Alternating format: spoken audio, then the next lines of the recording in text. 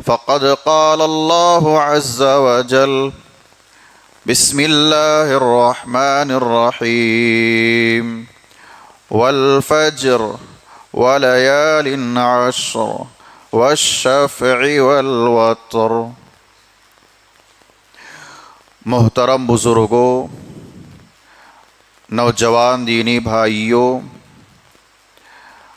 پردہ نشین اسلامی مائیں اور بہنیں، ہر قسم کی تعریف و توصیف اللہ عز و جل کے لیے لائق اور سزاوار ہے، جس نے ہمیں اور آپ کو مخلوقات میں سب سے افضل مخلوق بنا کر پیدا فرمایا۔ بعدہ درود و سلام کا نزول ہو تمام انبیاء و رسل پر، خصوصاً اس ہستی اقدس و مقدس پر جنہیں رب ذوالجلال نے اس کائنات کے لیے رحمت کائنات بنا کر مبعوث فرمایا، جن کا نام اسم گرامی احمد مجتبی محمد مصطفیٰ صلی اللہ علیہ وسلم ہے۔ اللہ اپنی تمام تر رحمتیں، برکتیں، درود السلام نبی آخر الزمان محمد الرسول اللہ صلی اللہ علیہ وسلم پر نازل فرمائے۔ اللہم صلی وسلم علی نبینا محمد وبارک وسلم۔ حاضرین جمعہ، اس مختصر سی حمد و صلوات کے بعد قرآن مجید کی سورۃ الفجر کی ابتدائی آیات کی میں نے تلاوت کی۔ انہی آیات کے ضمن میں آج آپ حضرات کے سامنے عشر ذی الحجہ، دنیا کی سب سے عظیم دن، اس عنوان پر کچھ باتیں رکھوں۔ اللہ سے دعا ہے کہ اللہ تعالیٰ جو باتیں ہم اور آپ قال اللہ و قال رسول کی سنتے ہیں، سنی ہوئی باتوں پر عمل کی توفیق دے، آمین۔ حاضرین گرامی، ہم اور آپ جس مہینے سے گزر رہے ہیں یا جن ایام سے ہم اور آپ گزر رہے ہیں، یہ مہینہ ذی الحجہ کا ہے، اور یہ ایام عشر کہلاتے ہیں، یعنی ذی الحجہ کے ابتدائی 10 دن۔ آج ذی الحجہ کی 4 تاریخ ہے۔ یہ جو دن ہے، اللہ رب العالمین نے ذی الحجہ کے ابتدائی 10 دنوں کی قسم کھائی ہے۔ اللہ نے کہا والفجر ولیال عشر، قسم ہے فجر کے وقت کی اور 10 راتوں کی۔ عبداللہ ابن عباس رضی اللہ تعالیٰ عنہ اس آیت کی تفسیر میں فرماتے ہیں، ولیال عشر سے مراد ذی الحجہ کے ابتدائی 10 دن ہے، اور اللہ تعالیٰ نے ان ایام کی قسم کھائی ہے۔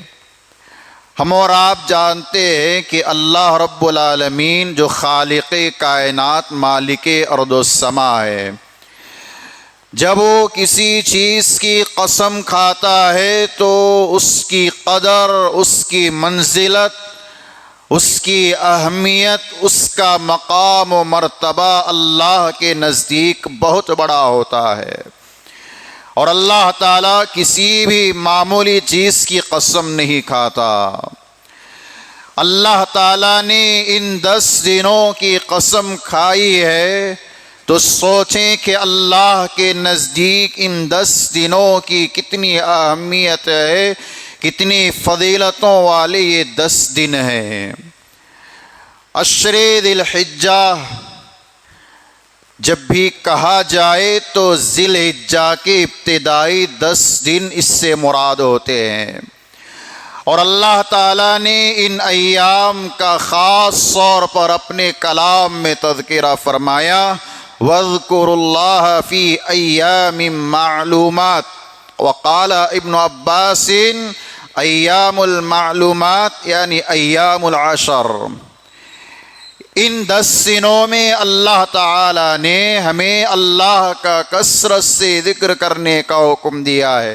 ابن عباس کہتے ہیں ایام معلومات سے مراد ابتدائی ذی الحجہ کے 10 دن ہیں۔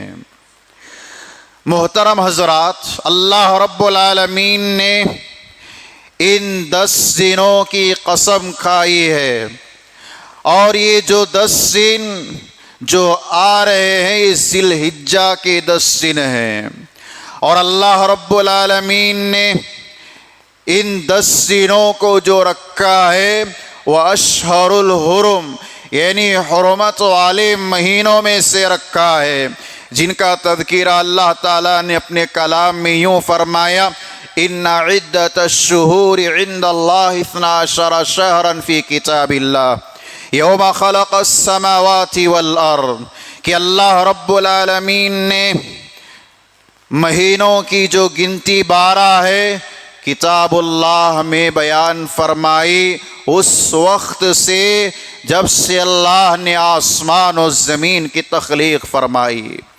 اور اللہ تعالیٰ نے آگے کہا کہ اے انسانوں، تم ان مہینوں میں اپنے آپ پر ظلم نہ کرو، اپنے آپ پر ظلم نہ کرو۔ کیا مطلب ہے اپنے آپ پر ظلم نہ کرنے کا؟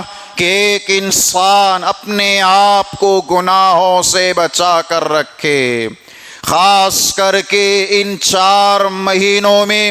وہ 4 مہینے کون سے؟ نبی علیہ السلام نے اس کی تفسیر فرمائی، کہا ذی المحرم، ذی الحجہ، ذی قعدہ، ذی الحجہ، محرم، اور رجب کا مہینہ جو جمادہ اور شعبان کے درمیان آتا ہے۔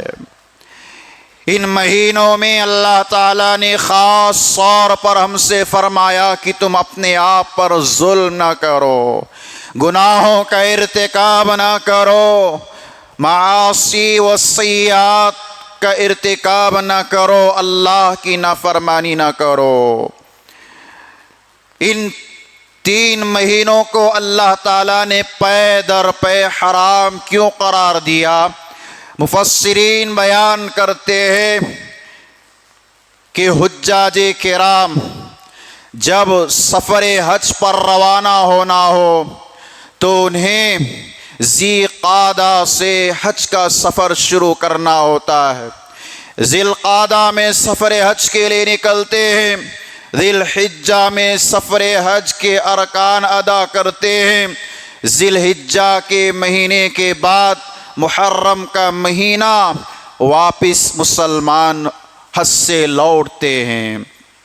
اللہ تعالیٰ نے ان 3 مہینوں کو پے در پے حرام قرار اس لیے دیا تاکہ لوگ حج جیسا عظیم عمل اطمینان و سکون کے ساتھ بغیر کسی خوف و خطر کے ادا کریں۔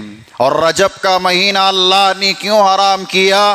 اس لیے کہ رجب کے مہینے میں لوگ عمرہ کے لیے جایا کرتے تھے، اور ان 4 مہینوں کا ادب و احترام زمانے جاہلیت میں بھی لوگ کیا کرتے تھے، یہاں تک کہ اہل علم نے بیان فرمایا ہے کہ اگر کوئی دشمن کسی کے باپ کا قاتل ان مہینوں میں مل جاتا تو ان مہینوں کا ادب و احترام کرتے ہوئے اس کے باپ کے قاتل کو بھی وہ قتل نہیں کرتے تھے، اس سے لڑائی جھگڑے نہیں کرتے تھے۔ کیوں؟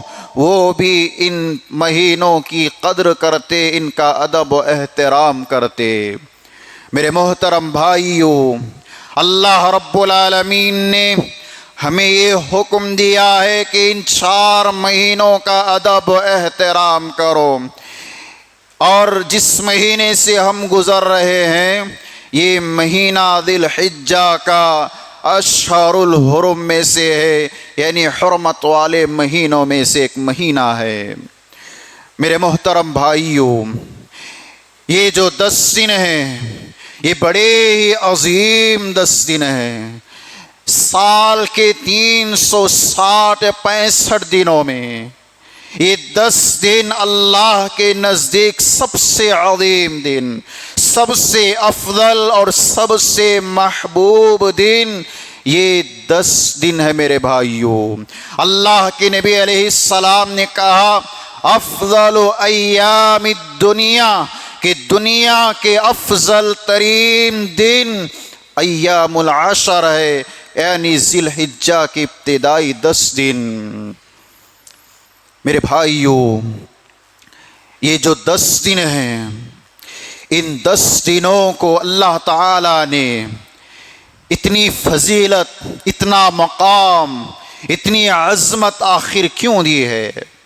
حافظ ابن رجب رحمۃ اللہ علیہ فرماتے ہیں کہ یہ جو ابتدائی 10 دن ہیں ان دنوں میں بڑی بڑی عبادتیں جمع ہو جاتی ہیں، جیسے نماز ہے، روزہ ہے، صدقہ و خیرات ہے، حج جیسا عظیم عمل انہی 10 دنوں میں ادا کیا جاتا ہے۔ میرے محترم بھائیوں، اللہ کے نبی علیہ السلام نے یہ ارشاد فرمایا ہے کہ ان 10 دنوں میں کوئی مسلمان چاہے مرد ہو چاہے عورت ہو، کوئی بھی عمل کرے، چاہے وہ عمل کتنا ہی چھوٹا کیوں نہ ہو، اللہ عز و جل کے نزدیک وہ عمل سب سے محبوب عمل ہے، سب سے پسندیدہ عمل ہے۔ نبی علیہ السلام نے فرمایا ما من ایام العمل الصالح فیہا احب الی اللہ من هذه الایام ایام العشر، کہ اللہ کے نزدیک کوئی بھی عمل ان 10 دنوں میں جو کیا جاتا ہے ان 10 دنوں کے علاوہ پسندیدہ نہیں ہے۔ اگر کوئی بندہ ان 10 دنوں میں کوئی عمل کرتا ہے تو اللہ کو سب سے زیادہ محبوب اور پسندیدہ ان دنوں میں کیے گئے اعمال ہیں۔ صحابہ نے پوچھا اللہ کے نبی ولل جہاد فی سبیل اللہ، کیا اگر کوئی آدمی ان 10 دنوں میں جہاد فی سبیل اللہ بھی کرتا ہے تو وہ بھی عمل نہیں؟ فرمایا کہ نہیں، ولل جہاد فی سبیل اللہ، جہاد فی سبیل اللہ بھی نہیں، الا رجل خرج بنفسه وماله فلم يرجع ذلك بشيء، سوائے اس آدمی کے جو جہاد کے لیے نکلتا ہے، اپنے مال کے ساتھ، اپنی جان کے ساتھ سب کچھ قربان کر دیتا ہے، یہ شخص سب سے افضل ہے۔ میرے بھائیو، جہاد جیسا عظیم عمل نبی صلی اللہ علیہ وسلم نے کہا کہ ان 10 دنوں میں جہاد جیسا عمل بھی اگر کوئی کرتا ہے، اس عمل سے بھی زیادہ فضیلت رکھنے والا عمل ان 10 دنوں میں کیا جانے والا عمل ہے، سوائے اس آدمی کے جو شہید ہو جاتا ہے۔ تو ان 10 دنوں کی عظمت، ان 10 دنوں کی فضیلت، ان 10 دنوں کا مقام و مرتبہ دیکھیں کیسا ہے۔ ان 10 دنوں کی ہم اور آپ قدر کریں۔ 4 دن گزر گئے، بقیہ 6 دن ہمارے پاس ہیں۔ ان 10 دنوں کو جو اہمیت حاصل ہے کئی اعتبار سے، سلف صالحین نے کہا کہ ان 10 دنوں کو امہات العبادات کہا جائے، کہ 10 دن بڑے بڑی عبادتیں ان 10 دنوں میں کی جاتی ہیں، اور سلف ان 10 دنوں کی کتنی قدر کرتے تھے، ان کے پاس ان 10 دنوں کی کیا اہمیت تھی۔ ابو عثمان النہدی رحمۃ اللہ علیہ فرماتے ہیں کانوا یعظمون 3 عشرات، کہ سلف صالحین 3 عشرات کی بڑی تعظیم کرتے، بڑا ادب و احترام کرتے اور ان سے بہت زیادہ فائدہ اٹھاتے۔ کہا کہ رمضان کا آخری عشرہ اس آخری عشرے کی بڑی قدر کرتے، ذی الحجہ کے ابتدائی 10 دنوں کی بڑی قدر کرتے، اور محرم کے ابتدائی 10 دنوں کی بڑی قدر کرتے۔ ان میں اللہ تعالی کو راضی کرنے والے خوب اعمال کیا کرتے تھے۔ سعید ابن جبیر رحمہ اللہ کے متعلق آتا ہے، اذا دخل ذی الحجہ، کہ جب ذی الحجہ داخل ہو جاتا، ذی الحجہ شروع ہو جاتا، اجتہادا شدیدا، کہ آپ اپنے آپ کو تیار کر لیتے، آپ مستعد ہو جاتے، کمر کس لیتے، تاکہ وہ ان 10 دنوں میں اللہ تعالیٰ کی خوب سے خوب عبادتیں کرے۔ میرے بھائیو، سلف صالحین کے نزدیک ان ایام کی بڑی قدر و قیمت تھی۔ ہم اور آپ اندازہ لگائیں کہ ہمارے پاس ان ایام کی کیا قدر و قیمت ہے۔ علامہ ابن تیمیہ رحمۃ اللہ علیہ نے تو یہاں تک فرمایا ہے، جب ان سے پوچھا گیا کہ ذی الحجہ کے ابتدائی 10 دن افضل ہیں یا رمضان کے ایام افضل ہیں، تو شیخ الاسلام امام ابن تیمیہ رحمہ اللہ نے فرمایا کہ دنوں کے اعتبار سے ذی الحجہ کی ابتدائی 10 دن رمضان کے ابتدائی 10 دنوں سے افضل ہیں، اور راتوں کے اعتبار سے ذی الحجہ کی راتوں کے مقابلے میں رمضان کا آخری عشرہ جو راتوں والا ہے وہ سب سے افضل ہے، اس لیے کہ اس میں لیلۃ القدر ہے۔ ذرا سوچیں بھائیو کہ کتنی اہمیت ہے ان 10 دنوں کی، کتنی قدر و قیمت ہے ان 10 دنوں کی۔ رمضان کے دنوں سے بھی بڑھ کر ان 10 دنوں کی قدر و قیمت ہے اللہ تعالیٰ کے نزدیک۔ ان 10 دنوں کو جو اہمیت حاصل ہے وہ عبادات کی بنیاد پر۔ ان 10 دنوں میں بہت ساری عبادتیں کی جاتی ہیں، بہت سارے اعمال کیے جاتے ہیں۔ ان اعمال میں، ان عبادتوں میں سب سے بڑا عمل، سب سے بڑی عبادت حج جیسا فریضہ انہی ایام میں ادا کیا جاتا ہے۔ اگر کوئی مسلمان رمضان میں حج کرنا چاہے تو اس کا حج نہیں ہوگا، محرم میں حج کرنا چاہے تو اس کا حج نہیں ہوگا، ذی قعدہ میں حج کرنا چاہے اس کا حج نہیں ہوگا، اس کا حج ذی الحجہ کے ابتدائی 10 دنوں ہی میں ہوگا۔ حج ایک کتنا بڑا عمل ہے، ارکان اسلام کا ایک اہم رکن ہے، اگر اس کا انکار کر دیا کوئی تو وہ کافر ہو جاتا ہے۔ اللہ نے کہا وَلِلَّهِ عَلَى النَّاسِ حِجُّ الْبَيْتِ مَنِ اسْتَطَاعَ إِلَيْهِ سَبِيلًا، کہ اللہ تعالیٰ نے طاقت رکھنے والوں پر اپنے گھر بیت اللہ کی زیارت کو فرض قرار دیا ہے، واجب قرار دیا ہے، جو حج بیت اللہ تک پہنچنے کی طاقت رکھتا ہو، مالی اعتبار سے بھی اور جسمانی اعتبار سے بھی اس کے پاس صلاحیت ہو، تاکہ مناسک حج صحیح طور پر وہ ادا کر سکے۔ بہت سارے مسلمان اس سال سفر حج کے لیے روانہ ہو چکے ہیں، کچھ ابھی جا رہے ہیں۔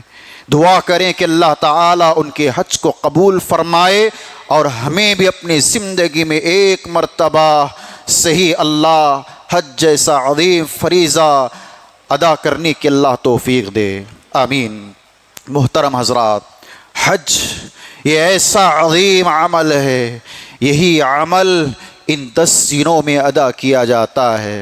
اللہ کے نبی علیہ الصلاۃ والسلام نے صحابہ کرام سے خطاب کیا، کہا ایھا الناس، اے لوگو، قد فرض اللہ علیکم الحج فحجوا، تم پر اللہ تعالیٰ نے حج کو فرض قرار دیا ہے، لہذا تم حج کرو، حج کرو، حج کرو۔ اور نبی علیہ السلام نے جو آدمی حج مبرور کی سعادت سے ہمکنار ہوتا ہے، حج مبرور جو ادا کرتا ہے، اس کے لیے خوشخبری کیا سنائی؟ کہا الحج المبرور لیس لہ جزاء الا الجنہ، کہ جو حج مبرور کرتا ہے اللہ عز و جل اسے جنت عطا فرماتا ہے۔ حج مبرور کرنے والے کا بدلہ صرف اور صرف جنت ہے۔ اور یہ جو حج ہے یہ تکفیر سیئات، گناہوں کا کفارہ ہے، گناہوں کو مٹانے والا عمل ہے۔ نبی علیہ السلام نے کہا من حج للہ فلم یرفث ولم یفسق رجع کیوم ولدت امہ، کہ جو آدمی حج بیت اللہ کی سعادت حاصل کر لے، وہاں پر صحیح طور پر وہ حج کے ارکان ادا کرے، کوئی گناہ نہ کرے، فسق و فجور لغو حرکت نہ کرے، تو اپنے گھر واپس ایسے ہی لوٹتا ہے جیسے کہ اسے آج اس کی ماں نے اسے اپنے پیٹ سے جنا ہو۔ جو بچہ ماں کے پیٹ سے پیدا ہوتا جتنا معصوم ہوتا ہے، گناہوں سے بالکل پاک ہوتا ہے، ایسی ہی حج کرنے والا بالکل گناہوں سے پاک ہوتا ہے۔ میرے بھائیو، اللہ نے طاقت دی ہے، قوت دی ہے، ہر اعتبار سے تو حج ضرور ادا کیجئے، معاف کیجئے گا۔ مسلمانوں کا ذہن دیکھیے، تصور دیکھیے، سوچ دیکھیے، جب تک اٹھے کٹے ہے، طاقت ہے، مالی اعتبار سے بھی، جسمانی اعتبار سے بھی حج کے فریضے کو ادا نہیں کریں گے۔ کب کریں گے؟ یا تو عمر گزرنے کے بعد جب بڑھاپا آ جائے تو تب کر لیں گے، یا سوچ جب کاموں سے ریٹائرڈ ہو جائیں گے تب کر لیں گے۔ میرے بھائیو، نبی نے فرمایا ہے کہ تم حج جلدی کرو، حج کرنے میں تاخیر نہ کرو۔ ہو سکتا ہے کہ تم سوچ رہے ہو بعد میں کر لیں گے، تمہیں تمہارا جسم ساتھ نہ دے تو کیا کرو گے؟ بیمار ہو جاؤ گے تو کیا کرو گے؟ جب تک صحت مند ہو، اللہ نے قوت دی ہے، ہر اعتبار سے تمہارے پاس آسانی ہے، تم حج کرو۔ حج یہ فریضہ اتنا بڑا عظیم عمل ہے، نبی صلی اللہ علیہ وسلم نے اس میں تاخیر کرنے سے منع فرمایا ہے۔ اللہ تعالیٰ نے ہمیں موقع دیا ہے، دے رہا ہے، تو ہم حج جیسا فریضہ ادا کریں۔ اور بہت سارے لوگوں کے ذہنوں میں ایک بات آتی ہے، اور اس بات کو سوشل میڈیا پر اچھالنے کی بہت کوشش کرتے ہیں۔ جب بھی ایام حج آتے ہیں، اتنے لاکھوں روپے ڈال کر حج کرنے کی کیا ضرورت ہے؟ وہی پیسہ کسی غریب کو دے دیں، اسی پیسوں سے کسی غریب کا نکاح کروا دیں، انہی پیسوں سے کسی کی مدد کر دیں۔ یہ فکر، یہ سوچ آج مسلمانوں کے ذہنوں میں پھیلائی جا رہی ہے۔ شریعت نے ہمیں حکم دیا ہے صدقہ و خیرات کرنے کا، اس کا بھی ایک عمل ہے، لیکن حج بھی ایک عمل ہے۔ شریعت ہمیں حج کرنے کا حکم دے رہی ہے تو ہم حج ادا کریں۔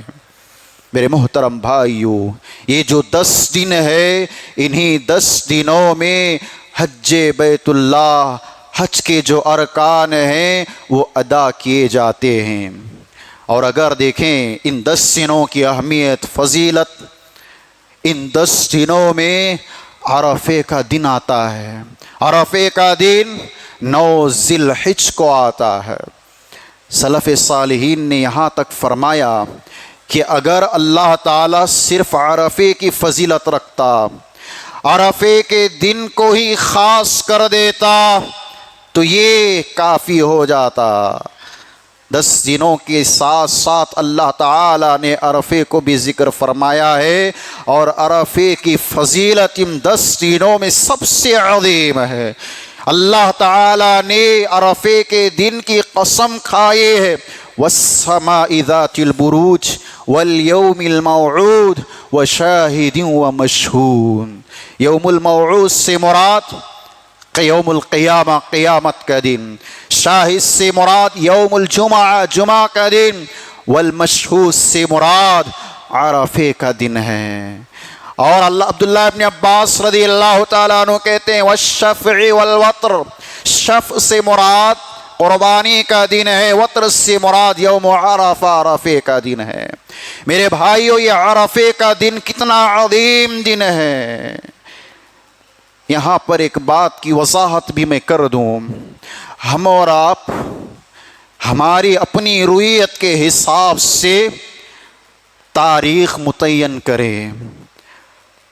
بہت سارے لوگ یہ اشکال پیدا کرتے ہیں، یہ اعتراض پیدا کرتے ہیں، یہ فتنہ پیدا کرنے کی کوشش کرتے ہیں، ہم سعودیہ کے حساب سے عرفے کا دن کا روزہ رکھیں یا ہم اپنے حساب سے عرفے کا روزہ رکھیں۔ میرے بھائیو، اسلام نے ہمارے لیے ہر چیز کو آسان فرمایا ہے۔ ہم اور آپ اپنی رویت کے حساب سے عرفے کا دن انتخاب کریں۔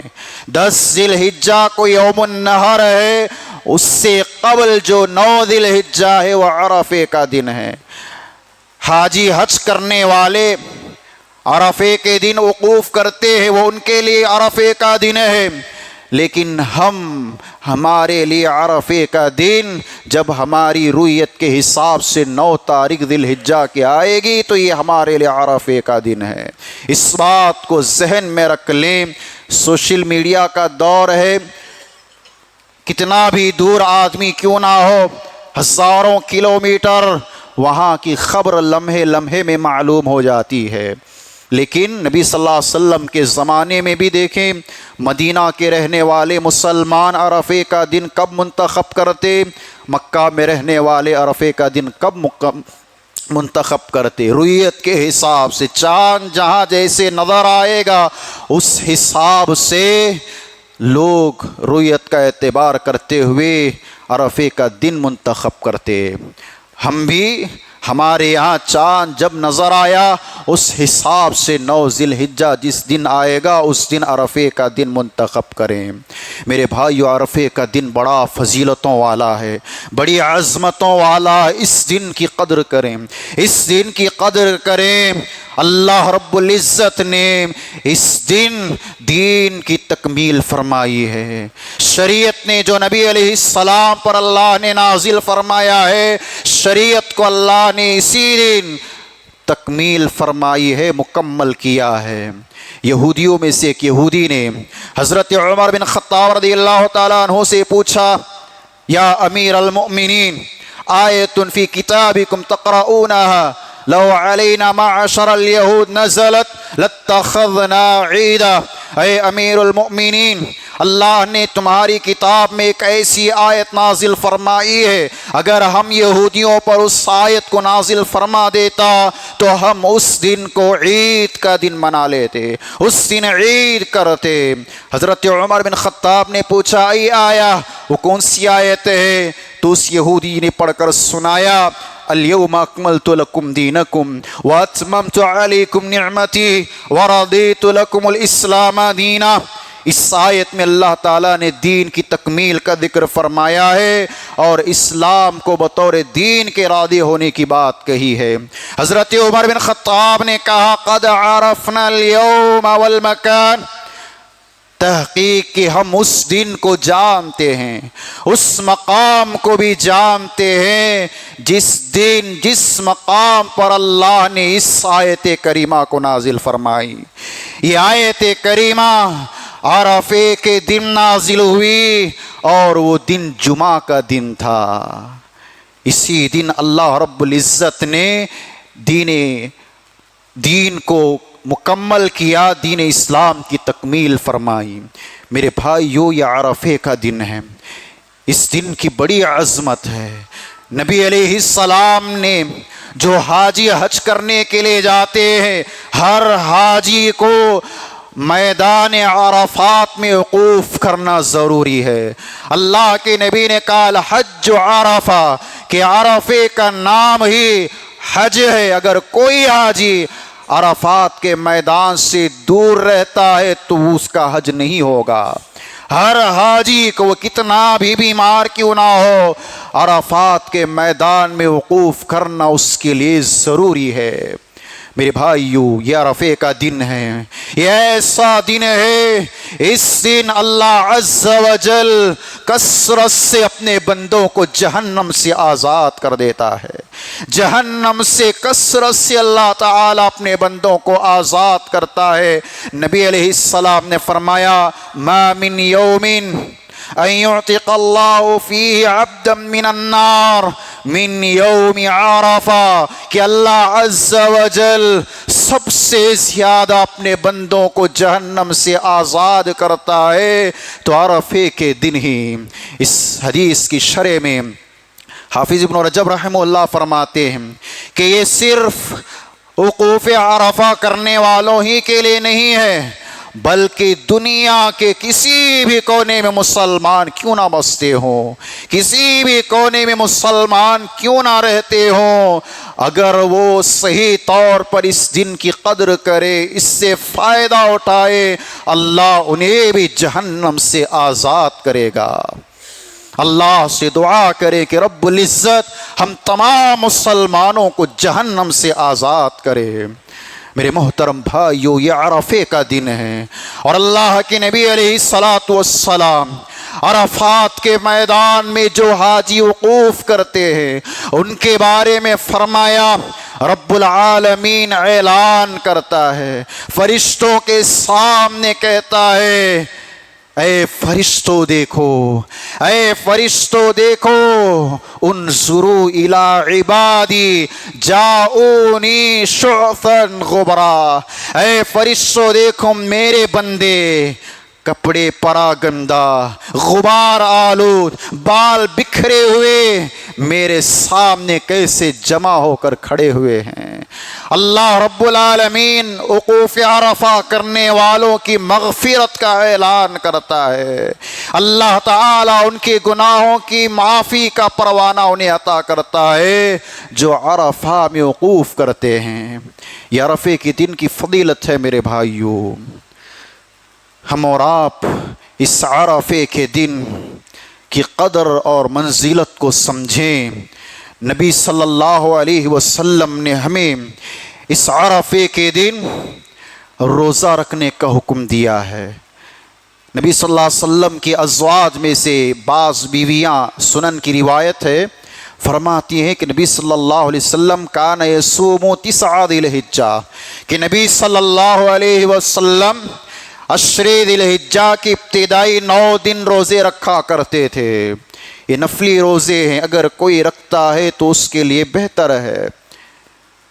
اور خاص کر آپ علیہ السلام نے فرمایا صیام یوم عرفہ احتسب علی اللہ ان یکفر السنۃ التي قبلہ والسنۃ التي بعدہ، کہ صیام یوم عرفہ، عرفے کے دن کا روزہ، مجھے اللہ سے امید ہے عرفے کے دن روزہ رکھنے کی وجہ سے رب العزت ایک سال پچھلے، ایک سال اگلے گناہوں کو معاف کر دے گا۔ ایک روزہ اگر کوئی مرد کوئی خاتون عرفے کا رکھتے ہیں تو اللہ اس کے 2 سال صغیرہ گناہوں کو معاف کر دیتا ہے۔ علامہ ابن قیم رحمۃ اللہ علیہ سے پوچھا گیا کہ اللہ نے عاشوراء کے 2 روزے رکھنے پر 1 سال کے گناہوں کو معاف کرنے کا اعلان کیا، عرفے کا 1 روزہ رکھنے پر 2 سال کے گناہوں کا معاف کرنے کا اعلان کیا، ایسا کیوں؟ علامہ ابن قیم نے کہا اس کی 2 وجہ ہیں۔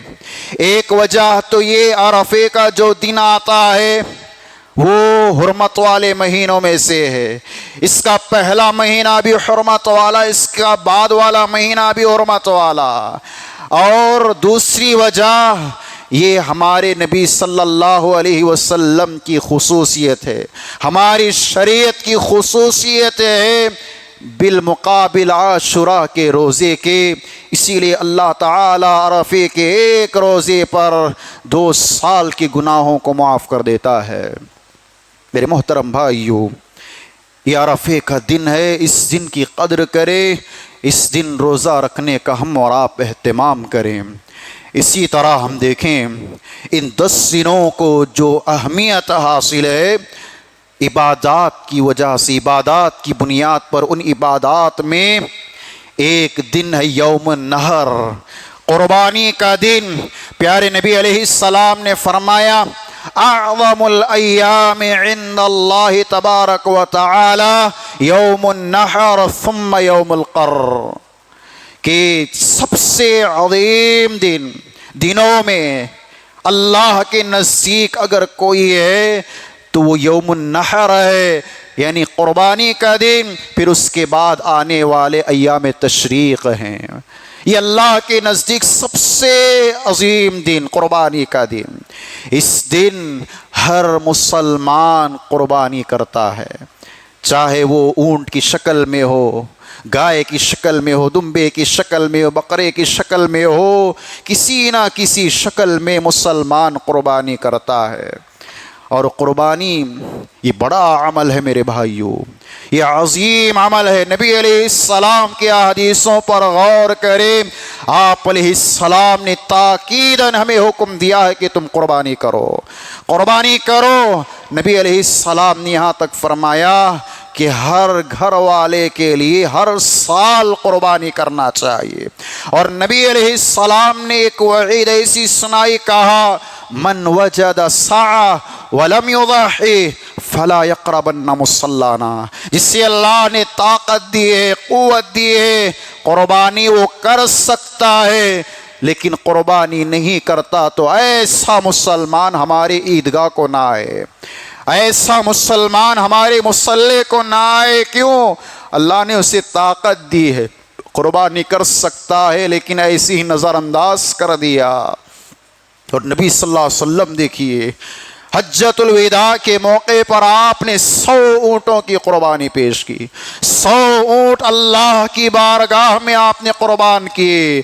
63 اونٹ کو آپ نے اپنے ہاتھوں سے ذبح کیا، بقیہ حضرت علی کو دے دیا۔ کیوں؟ قربانی کی اہمیت ہے میرے بھائیوں، قربانی ایک عظیم عمل ہے۔ قربانی ہم اور آپ کریں، ہیلے بہانے لوگ آج بناتے ہیں۔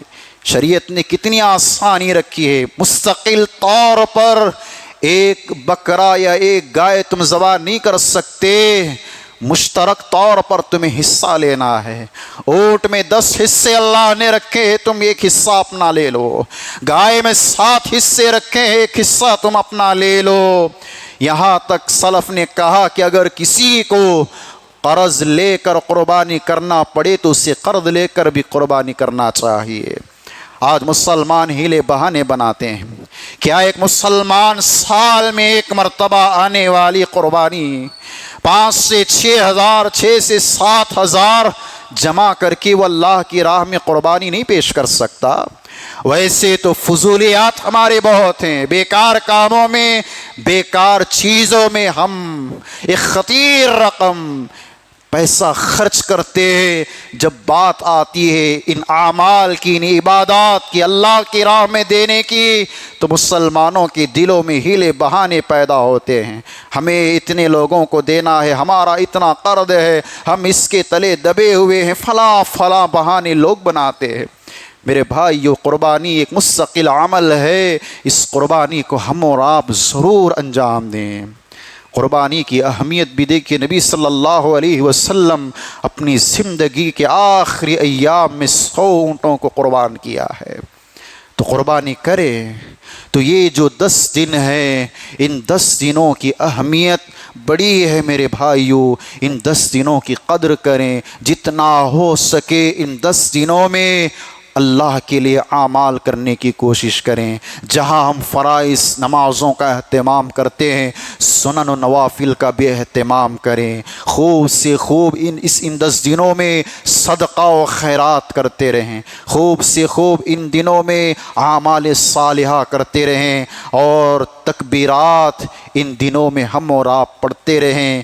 ہر جگہ جہاں بھی ہم ہو تکبیرات بلند کرتے رہیں، اللہ اکبر، اللہ اکبر، لا الہ الا اللہ، اللہ اکبر وللہ الحمد۔ عرفے کے دن نبی علیہ السلام نے ہمیں ایک دعا سکھلائی ہے، وہ دعا بھی ہم اور عرفے کے دن پڑھیں۔ نبی صلی اللہ علیہ وسلم فرماتے ہیں، خیر الدعاء دعاء یوم عرفہ، نبی صلی اللہ علیہ وسلم نے کہا کہ عرفے کے دن جو سب سے بہترین دعا ہے جو میں نے بھی پڑھی، مجھ سے پہلے دیگر انبیاء نے بھی پڑھی ہے، وہ دعا لا الہ الا اللہ وحدہ لا شریک لہ لہ الملک ولہ الحمد وہو علی کل شیء قدیر۔ یہ دعا عرفے کے دن ہم اور آپ پڑھیں۔ ان 10 دنوں کی بڑی قدر و قیمت ہے میرے بھائیوں، ان کی قدر کریں۔